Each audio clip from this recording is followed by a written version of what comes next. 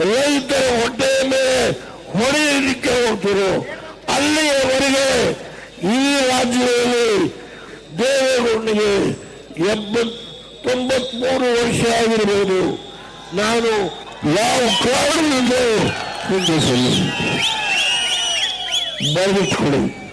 ನನ್ನ ರೈತರ ಹೊಟ್ಟೆಯ ಮೇಲೆ ಹೊಡೆದು ನಿಮ್ಮ ಸೌಧೆಯನ್ನು ಕಟ್ಟಲಿಕ್ಕೆ ಡೆಲ್ಲಿಯಲ್ಲಿ ನೀವೇನು ಯಾರ್ಯಾರಿಗೆ ಏನೇನು ಭರವಸೆ ಕೊಟ್ಟು ಬಂದಿದ್ದೀರೋ ಮುಖ್ಯಮಂತ್ರಿ ಆಗಲಿಕ್ಕೆ, ಸಿದ್ದರಾಮಯ್ಯವ್ರನ್ನು ತೆಗೆದು ಮುಖ್ಯಮಂತ್ರಿ ಆಗಲಿಕ್ಕೆ ನೀವು ಯಾರ್ಯಾರಿಗೂ ಸಹಾಯ ಮಾಡ್ತೀನಿ ಅಂತ ಹೇಳಿ ಬಂದಿದ್ದೀರೋ ಆ ಸಹಾಯವನ್ನು ಮಾಡಲಿಕ್ಕೆ ಇಲ್ಲಿ ರೈತರ ಹೊಟ್ಟೆ ಮೇಲೆ ಹೊಡೆದು ಈ ಜಮೀನನ್ನ ಯಾರಿಗೆ ಕೊಡ್ಲಿಕ್ಕೆ, ಯಾವ ಕಂಪನಿಗೆ ಕೊಡ್ಲಿಕ್ಕೆ, ಯಾವ ಇಲ್ಲಿ ಲೇಔಟ್ ಮಾಡಲಿಕ್ಕೆ ಮುಂದೆ ಬಂದಿದ್ದಾರೆ ಹೇಳಿ, ಸತ್ಯ ಹೇಳಿ.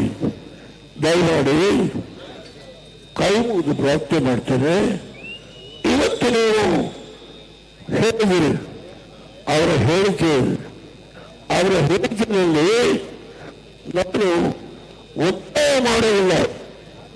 ನಾನು ಒತ್ತಾಯ ಮಾಡೋದಿಲ್ಲ, ಅವರಾಗಿ ಕೊಟ್ಟರೆ ತಗೊಳ್ತೀನಿ ಈ ಮಾತನ್ನ ಹೇಳ್ತಾರೆ. ನಾನು ಒತ್ತಾಯ ಮಾಡೋದಿಲ್ಲ.